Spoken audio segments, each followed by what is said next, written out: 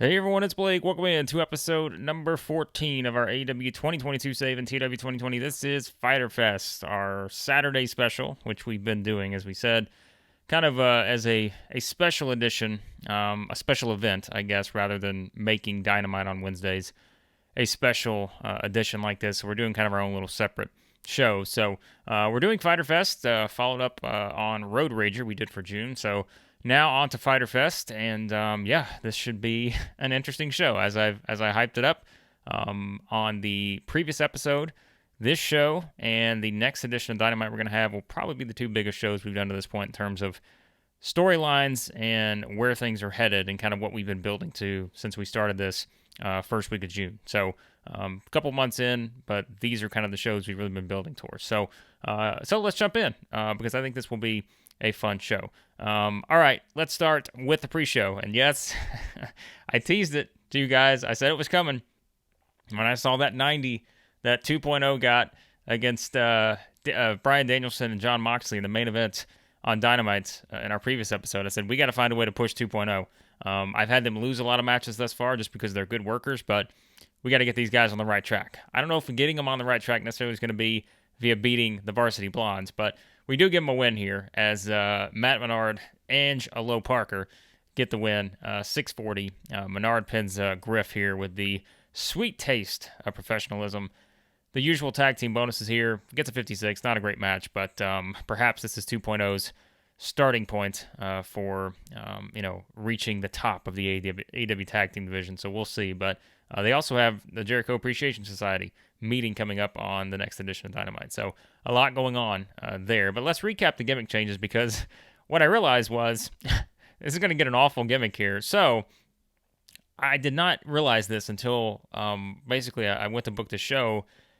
And I realized that when they were sent to OVW, so Pillman and Griff were sent to OVW, somehow they became heels. So they're using, Shane McMahon, I don't know what he's doing there, but he's booking Pillman and Griff as heels. So now we kind of bring Brian Pillman up here as kind of this borrowed spot, and he gets a cocky gimmick, and rated is awful. So this is not ideal, but I mean, it kind of is what it is, and I'm not that concerned about it. So, look, we're not going to be using these guys regularly probably for a while, so it's not something that I'm too concerned about. But meanwhile, Griff gets the Ivy League MVP, so he gets a very good on his rating. So, unfortunately for Brian Pillman Jr., not the same there. But nonetheless, it is 2.0 getting the win. And now we jump in to the main edition of Fyter Fest, and we're going to start off with a strong match here. Hopefully, the Tag Team Championship on the line.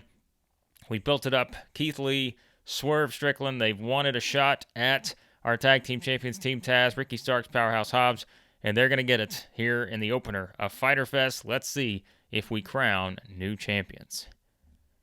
And we don't, because it is Team Taz getting the victory here with Ricky Starks pinning Swerve Strickland, getting the victory here. So that is their first successful defense of the tag team championships. So a 72 here for this one, a clean victory for Team Taz. And we kind of look at the in-ring performances here. Keith Lee with the best with a 71. I'm a little disappointed that Starks only has a 55. I feel like that should be better for Ricky Starks, but nonetheless, Starks off his game here, Keith Lee off his game. We did do, just as a note, we did do Steal the Show. These are four really good workers with some good skills, so we did try that. If we look at kind of our bonuses and penalized, we were penalized for inconsistency, and that was about it, which, of course, they were off their game. So a clean title defense for the Team Taz here, and that's going to lead us into our promo because Ricky Starks grabbed the microphone, and this guy is passionate because he said he heard all the talk coming into this tag team championship match. Everybody thought that, they were a bunch of cheaters because they're bad guys, but no, they're bad guys who beat people. And he says they're fighters, and they will fight anybody, anytime, anywhere. And he says that's what we do in Team Taz. So for everybody out there who thought we were going to have to cheat to win, we didn't. We beat those guys fair and square, and we're ready. Anyone else, bring it on. So kind of Ricky Starks saying, look, we get that, the heels, I guess, are seen as cheaters sometimes, but we're not cheaters.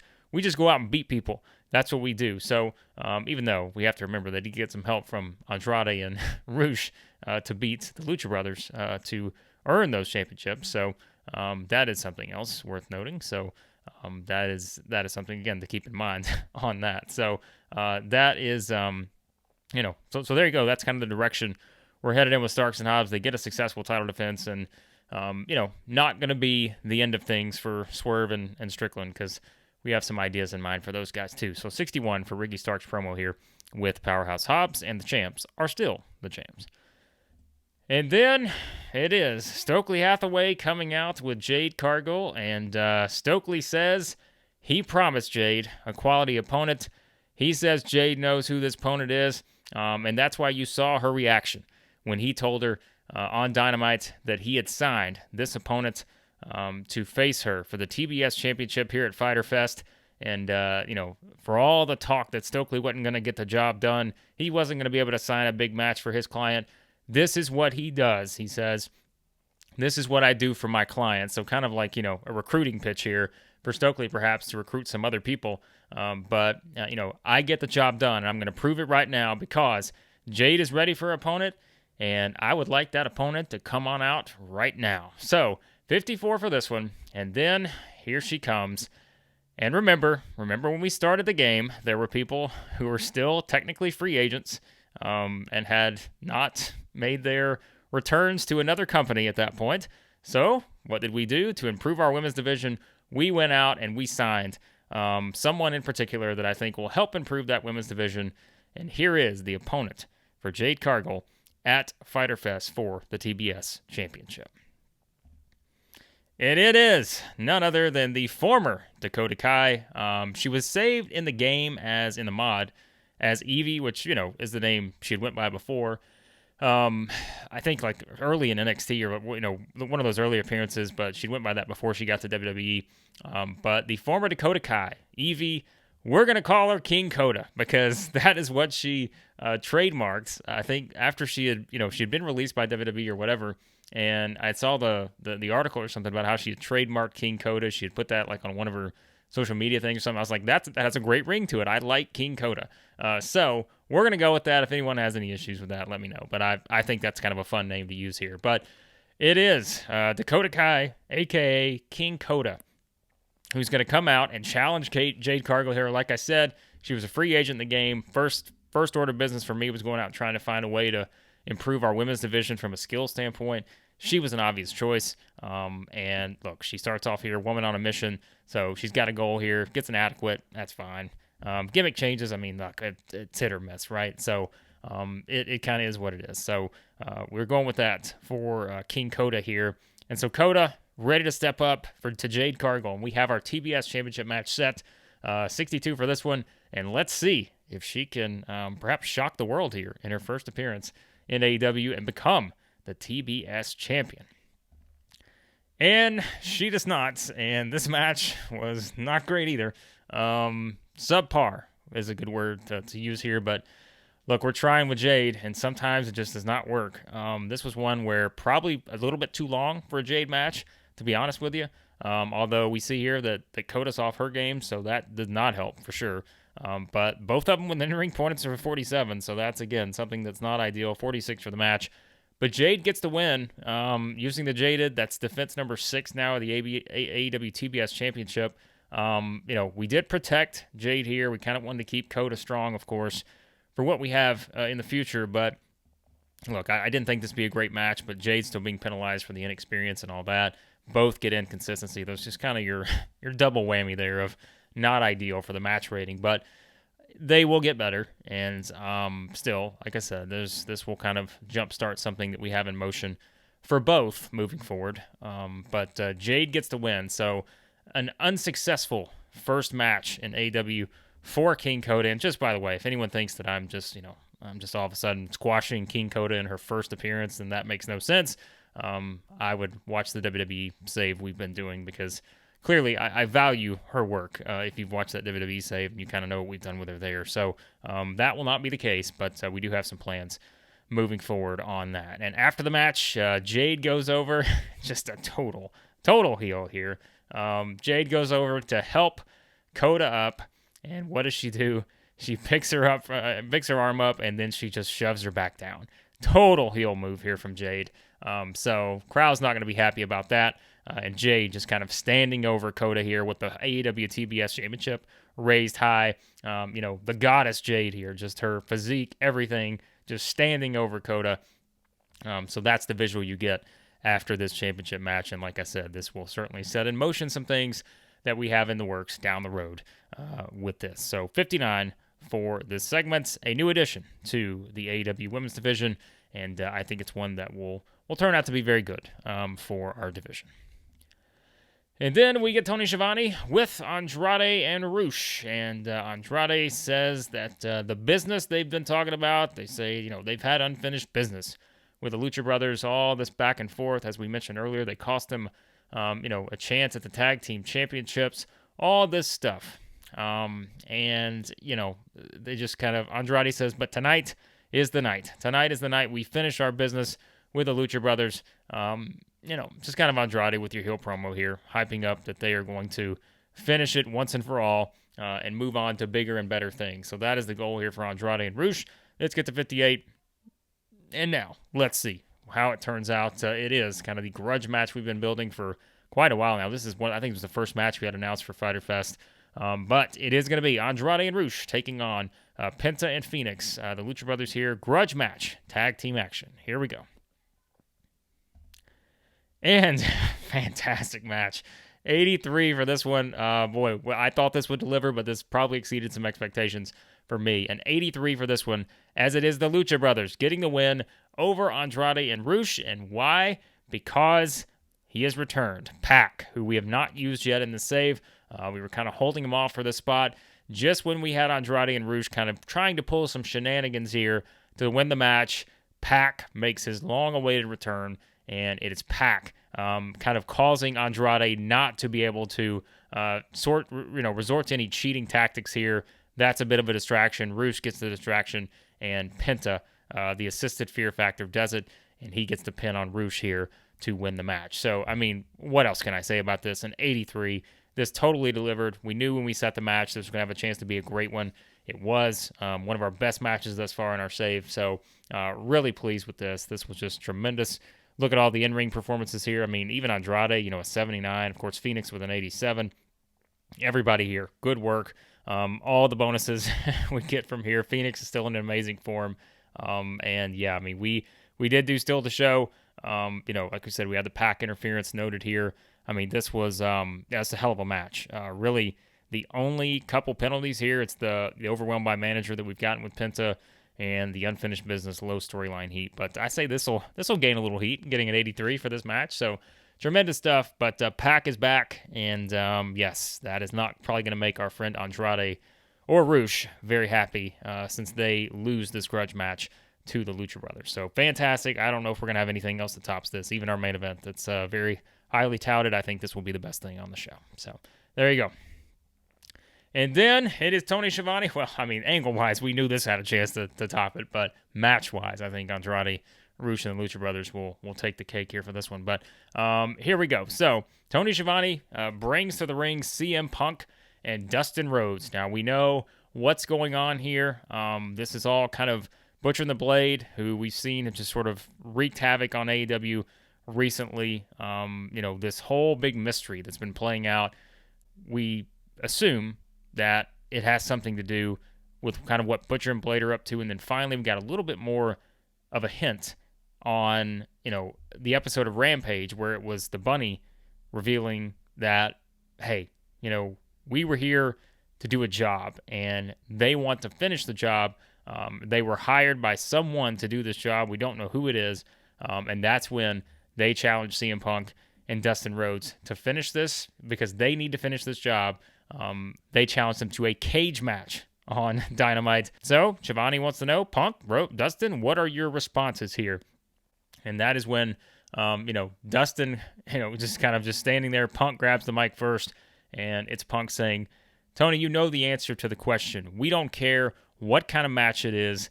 I'm tired of playing these games. I don't know who's trying to sit here, and play all these games with me. I still, as I've said, I don't know who attacked me 2 months ago almost now on Dynamite. But at this point, I don't care. I just want to go out and fight, and I also want to go out and be able to get, retribution for FTR, who were attacked, hired guns, Butcher and the Blade. And so CM Punk says, absolutely, you guys want to step into a steel cage with me?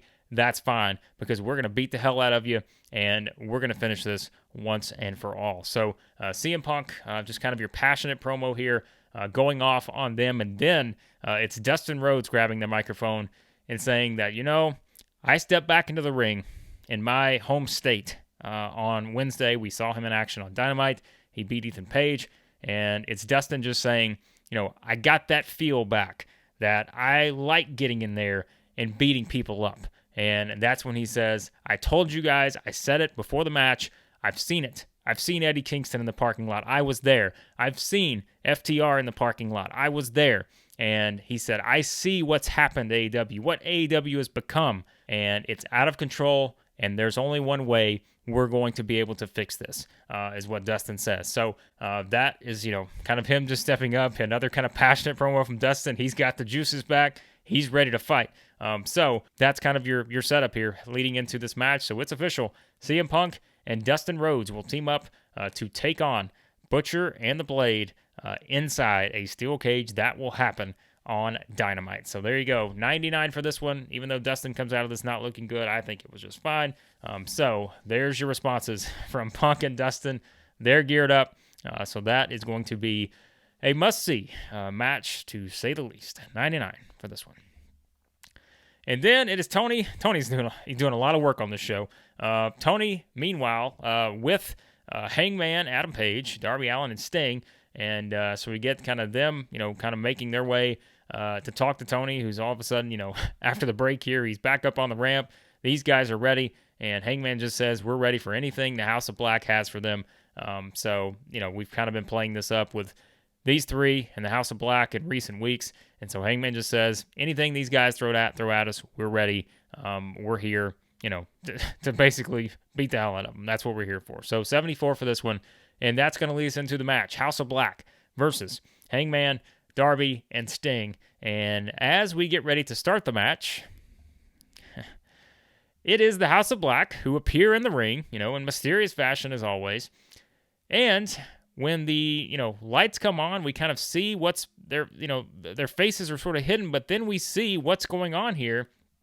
And it is Malachi Black, Brody King, and Buddy Matthews. All three are mirroring the face paint here of Sting. So kind of, playing some mind games here with Sting a bit, as it's Malachi, Brody, and Buddy are all wearing the face paint. So of kind of an interesting visual. And again, this is not something I can replicate in TEW, but that's kind of the visual we're going for, is mind games of some sort. We don't know what this means, but these guys are all wearing the Sting face paint. That's all we know. So that's kind of your setup in this match. And again, visually, just kind of picture it for yourself, because I can't really put that into TW, I suppose. But 58 for this one. That's going to lead us into the match. And in the match, it is, perhaps surprising some people, the House of Black get the win over Hangman, Sting, and Darby Allin in 13:57. The action breaks down, and what do we get? Malachi Black, a.k.a.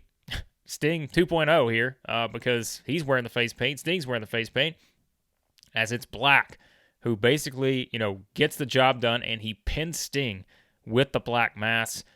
So that is an interesting development here, as it's Black and company for some reason wearing the face paint, then it's Black hitting the black mass on Sting. So that is kind of where things head from here. 71 for the match. That's solid enough. We'll take it. Sting with an in-ring performance of a 60. Well, we'll take that. He did better than Buddy and Brody here. So not bad for the Stinger. We did protect Sting here for this one. We just kind of set it up that way. Still get the penalty for inconsistency, declining physical ability, but I think this turned out pretty good, all things considered. So 71, and it's the House of Black with really a much-needed win for these guys, but again, maybe a deeper story at play here with them dressing up in Sting face paint and then Malachi Black hitting Sting with the black mask for the win. So there's your setup for that. All right, and then Tony's back. Damn, Tony Schiavone, he's everywhere. He's all over the place. All right, Tony's back out again. And here he comes, and he comes out, and here comes Wardlow. Because as we know, we're going to get our TNT title match for All Out named on this show, And Wardlow comes out. Tony says, Wardlow, I have the contract right here. And it says, it is your match for, All Out. You're going to be defending your TNT Championship. And he said, I'm going to read the opponent right now. And Wardlow just walks over to Tony, grabs the contract, and, he says, who is it, Tony? And, Tony's like, well, you want me to announce it? Or he's like, no, here's what I want to know. Does the name on that contract say Miro? And Tony's like, well, no, it doesn't. It's not Miro that you're going to face it All Out. And Wardlow walks over, grabs the contract, and just absolutely tears it to shreds. And he says, I don't care whose name's on that contract. Here's what I want. Miro, you want to fight? You want to come out and fight me for this TNT Championship? Come on out, and we will do this right here, right now. So Wardlow's ripping the shirt off. This guy's ready to go. They're going to fight right now here at Fyter Fest. And here comes Miro just marching down to the ring, angry as can be. And then as we start to see that unfold, here comes all the road agents. They're coming out to keep these two apart, but that's not going to happen because here goes Miro jumping into the ring. He's got road agents on his back, and these two are just trying to get at each other, but they can't do it. The security's somehow able to keep them away from each other, and so we've got kind of a pull apart here, although these two do not touch. There's still, no touching between these two. We're kind of saving that. We want this to be a big kind of build-up here. So Wardlow and Miro, Wardlow just says, I don't care who's on the contract. I want Miro, and we're going to do this for the TNT Championship. So perhaps this will get officially announced soon that it could be Miro and Wardlow for the TNT Championship at All Out. But right now, these two want a piece of each other, but they're not getting it at this point. So security all over the place, and we kind of get to drag these guys out of here for a 67 segment. So there you go. That's the setup moving forward with that. All right, and then here comes Britt Baker, Jamie Hayter, and Rebel as they're going to come to the ringside area here for this next tag team match, as it will be Thunder Rosa and Athena teaming up to take on Mercedes Martinez and Nyla Rose. Baker and Hayter here specifically because we set up the tag team match that'll take place on Dynamite, as it will be Britt Baker and Jamie Hayter teaming up to take on Thunder Rosa and Athena. So that is your setup here. So Baker and company just sort of taunting Thunder Rosa and Athena, and that's kind of your setup leading into the match. And speaking of the match, it gets a 60, so not bad actually, with Thunder Rosa and Athena getting the win over Mercedes Martinez and Nyla Rose 10-28. Thunder Rosa pins Mercedes Martinez with the La Rosa there, and her work head and shoulders above everyone else, 61. I don't know if we've had this before because I think we used these two in a six-woman tag.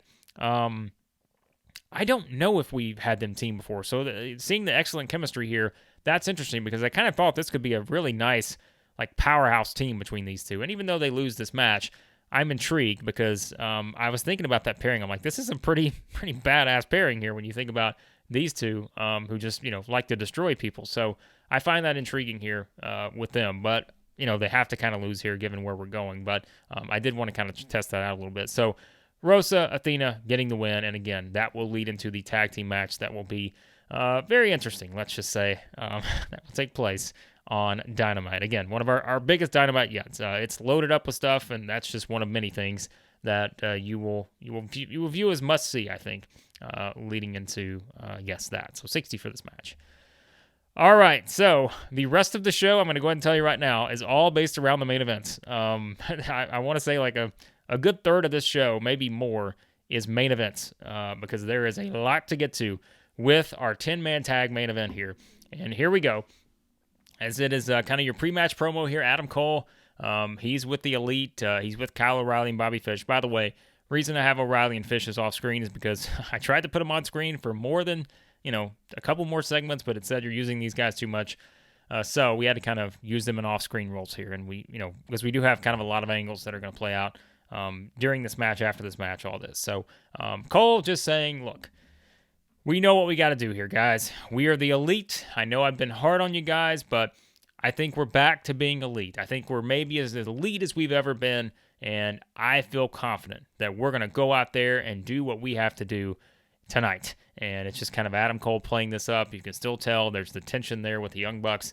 Meanwhile, O'Reilly and Fish, they're all in on Cole here. They're like, yeah, let's go. Like they're fired up at this speech, and you've kind of just got the Bucks here still unsure, perhaps, of where things are headed. So that's kind of playing that up. 66 for this one. And then here comes William Regal. So we've got all the teams out to the ring about to start our 10-man tag, but we know we still have to fill 2 spots on the Blackpool Combat Club team. And so Adam Cole's out there with his squad. We've got, Danielson, Moxley, Regal out here with Yuta. We didn't put Yuta on here either. He's someone else that we put him in too many segments. It's like you're using Wheeler Yuta way too much on the show, so we had to kind of take him out of this one. But this gets a 69. Nice rating. Could have done better, but it's fine. Regal says that, we said when we were going to do this, you challenged us to this 10-man tag. We knew that 3 of our guys were perfect fits for the Blackpool Combat Club. Bryan Danielson, Jon Moxley, Wheeler Yuta. So Regal said, so what I had to do was I had to go out and make sure that I found partners that meet the standard of the Blackpool Combat Club. And so that's exactly what I did. I was able to go out and find 2 guys who, exhibit the fighting spirit of the Blackpool Combat Club. And so, Adam Cole, let me introduce you to them right now. And so that is kind of your setup here. The oohing and eyeing. Who's this going to be? Here we go. The first partner for the Blackpool Combat Club will be none other than Claudio Castagnoli. And so, again, remember, we think about when we started this save, I think it was right around the time that he debuted at Forbidden Door. And so I was like, well, we have to get him plugged into the action sooner rather than later, right? But this was kind of the spot I wanted to hold it off for. So Claudio's here, and he is the first mystery partner. He gets the wrestling machine gimmick. It's great, so that's good to see. So that's good to know. We get a good gimmick development there with him. So Claudio joins Danielson, Moxley, Yuta. But now there's one more guy. And look, Regal's 1 for 1 on the fighting spirit. Is he going to get the next guy? Is this guy going to exhibit the fighting spirit of the Blackpool Combat Club? Let's see, because the second mystery partner is the one and only Samoa Joe. As Regal reveals Joe is the second mystery partner. And that is when Joe comes down. We've got the guys there, and then Bryan Danielson goes over, and he just steps up to Samoa Joe, and these 2 guys are face-to-face, nose-to-nose. We know there's a history there between these 2, and Regal's relishing this. Like, he's just like, oh, yeah, like, this is what I want. These 2 guys want to tear each other apart, but they're going to have to tear the opponents apart tonight. And so Regal just kind of standing in the middle of them. So these 2, as we know, kind of have the history from back in the day, ROH, all that. So we wanted to kind of play that up here a little bit because, yes, there will be something involved with that down the road, but this is something that we are kind of playing up here. So Joe, Samoan Submission Machine gimmick, gets great to see. 71 for this one. So our match is set. It is the Elite, Adam Cole, the Young Bucks, Red Dragon, taking on the Blackpool Combat Club and their 2, guest partners here for the evening, Claudio Castagnoli, Samoa Joe. What a squad we have on that side. And here we go into the match, which will start and sort of give you the finish, which is going to be we kind of work this way down, and this is kind of a 10-man tag, not an elimination match here. I want to note that. It's not a 10-man elimination tag. It's just a 1 fall to the finish. And this is where, as you expect in a big match like this, all hell breaks loose. We got a brouhaha everywhere. Everybody's kind of spilled out all over the place fighting. And that is when it kind of leads into a spot here where Matt Jackson, gets frustrated at Adam Cole because Cole's kind of on him, wanting him to take care of business against Danielson here. But Cole, just all over Matt Jackson here. And Jackson gets frustrated, and you can tell Matt Jackson is thinking about just super kicking, Adam Cole's face off here. But that is when, instead he just turns, and then he turns back to Cole and just gives him a shove that knocks Adam Cole out of the ring. And what happens from there? Matt Jackson turns around, and he turns around right into the knee from Bryan Danielson, the running knee to the face, and that takes Matt Jackson out. 68 for this one. And so, match-wise, really good, 80. So that's pretty good stuff. It is the finish with Danielson.